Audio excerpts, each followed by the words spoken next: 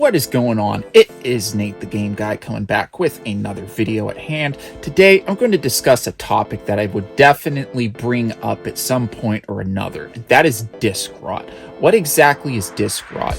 It can definitely be a collector's worst nightmare when it comes to disc-based format, but without further ado, let's jump right into the video.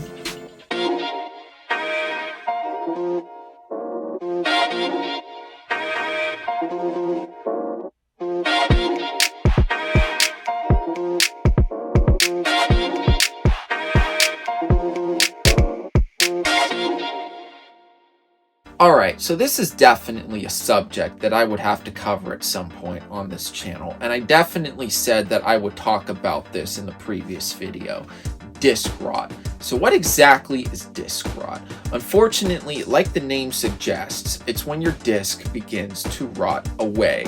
And unfortunately, there is nothing that you can do to stop it, and it's going to happen to all discs. Doesn't matter if it's a game, a movie, a music CD, all discs are going to get it. And once you get disc rot, where it's really into the disc, unfortunately, your disc will literally become paperweight and completely useless. It's unrepairable and unfortunately unavoidable. But there are ways that you can do to make sure that you slow down the process of disc rot to where your discs will actually last a pretty good while. And disc rot can actually take the form of many different things, which are definitely things that I definitely plan to discuss in this video. Things that you can do to slow down the process of disc rot and ways to actually recognize disc rot. Now, the first thing that's definitely worth mentioning when jumping into disc rot is actually how to recognize the disc rot itself. Unfortunately, disc rot can take a few forms. The first form that you can see when it comes to inspecting your disc for disc rot is actually shining the disc through a light, looking through the bottom up and seeing if there's any pinholes or beams of light shining through those pinholes. The second way that you can recognize if a disc happens to have any disc rot is actually seeing if the labeling is actually kind of beginning to come apart or wear off or tear apart or whatever, right? Unfortunately, GameCube games happen to be some of the most susceptible discs when it comes to this form of disc rot. And finally, the other way to recognize disc rot is actually looking through the bottom itself of the disc and looking to see if there's any blemishes that look like it's beginning to spread out through the disc. Unfortunately, when you'll see that disc rot, you'll clearly be able to tell that something isn't quite right, even with your common sense. Now, it is worth mentioning with the games and the discs that happen to have those pinholes of light that shine through when looking through the bottom, that's not always disc rot. Sometimes it's just caused by improper handling of the disc previously.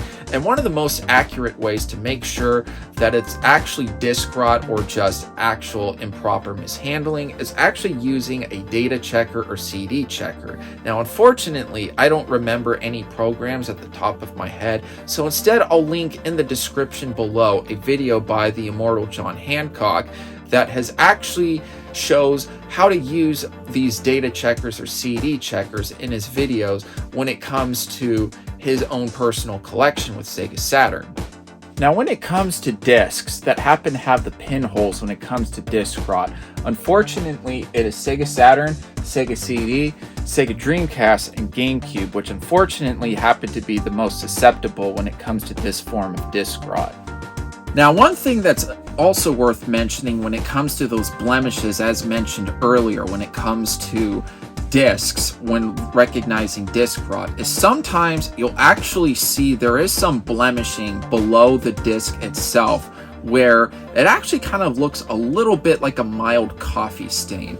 And it's important to mention that that is actually not disc rot in itself. That is actually a manufacturing defect when making the disc itself. So while it may look a little funny and a little weird or whatever, it is actually just a manufacturer defect that's purely cosmetic. It actually won't do any damage to your games whatsoever.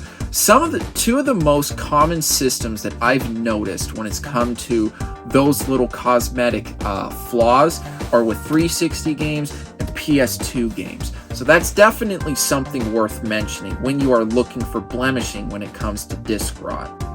As mentioned earlier, Nintendo GameCube games, those are some of the most susceptible discs when it comes to the label peeling off when it comes to disc rot. One thing that I think is absolutely worth mentioning when it comes to GameCube collectors is to make sure to watch out when buying a copy of Metal Gear Solid: The Twin Snakes. Unfortunately, with that game, the production cycle of that game and the manufacturing of that game's discs were very poor, and it's actually pretty difficult to find a copy of Twin Snakes where the labeling is actually not peeling off. So when it comes to that, it's definitely worth mentioning to any potential GameCube collectors or any collectors of GameCube currently that if you are going to be going for a copy of the Twin Snakes for GameCube, be sure to keep that in mind. Now keep in mind, another thing that can cause disc rot is actually damage to the disc itself. Because I've seen this happen multiple times, where sometimes there's like a crack right here in the inner ring of the disc, and then you'll actually see like some disc rot actually beginning to penetrate the actual disc itself. Also, another thing that you got to keep in mind when it comes to discs, not only are you looking for games that, you know, have scratches at the bottom to make sure that they'll actually be able to read about that, right? Believe it or not, scratches on the label are also pretty important, is because if you scratch or have like a scratch that scratches like the wrong section of the disc or whatever, it can actually cause a bit of problems, especially with disc rot, because believe it or not, the data for a disc is actually stored below the label of the disc itself, not the actual part where the game is actually read off of the disc. So definitely keep that in mind too. Another thing too that you also have to bear in mind when it comes to cracks in the inner ring and all that is not just disc rot itself, but sometimes it can actually make the game, like when you're taking it in and out of the case and ejecting it out of the console or whatever, it can actually do a little bit of some wear and tear over time when it comes to that crack around the inner ring, and eventually your disc will actually crack completely, literally giving you nothing but paperweight. So definitely keep that in mind. Now here's the part that everybody's been waiting for in this part of the video. How do you actually protect and slow down disc rot when it comes to your discs? There's actually numerous ways that you can go about it. First of all, make sure that your discs are in room temperature environments from 68 degrees to 75 degrees Fahrenheit, right? And also make sure that the humidity levels are actually in an appropriate range too, preferably 30% to 60%, but more ideally down to 50%. If you have humidity in your environment and you just want to keep it under control and humidity is an issue in your area, make sure that you get yourself a good dehumidifier. Not those small dehumidifiers that you put on the desk, but obviously you're not going to need to keep one of those gigantic commercial dehumidifiers in your game room. Just a room-sized dehumidifier. Also, make sure that obviously you're not storing these things in the bathroom where you've got like a lot of humidity where from the showers you're taking. Don't store these things outside or in the garage or the backyard shed or whatever. Have some common sense when it comes to keeping your discs. Also, make sure that your discs are actually stored vertically on a shelf and not horizontally. Placing them horizontally does not cause disc rot, obviously, but what it does do is actually make your discs more susceptible to long-term disc rot vulnerability. Also, make sure that your discs are also out of the sunlight too, because not only is it going to protect your discs and movies, games, CDs, whatever from fading, but it also protect your games when it comes, or discs, when it comes to disc rot. If you also need to get a good accurate measurement when it comes to what your humidity is and room temperature is, a hygrometer such as this will easily do the job for you, and these are relatively cheap. You can easily pick these for under $20. And speaking about discs, don't store them in these things. These things are actually really bad for your discs. With the plastic sleeve right there and the paper, it can actually scratch the labeling of your disc. As mentioned from before, you don't want that. Another thing too when it comes to discs, don't get your dirty, greasy hands all over the label and all that, right? Your hands emit sweat, and as mentioned from before, humidity is probably a disc's worst enemy, if not the worst enemy when it comes to discs. Make sure when you are grabbing a disc, you hold it up by its side like this, right? Hold it like this. It'll actually be the proper way of holding your disc. Don't friggin' put your greasy hands all over the label of the disc. Don't do it. If you want your discs to last, keep your hands off of the label and don't storm in these little things. Alright, so this is very important to talking about disc rot. Guys, don't freak out about it. Don't quit collecting. Don't flip out about it. Don't be scared about it.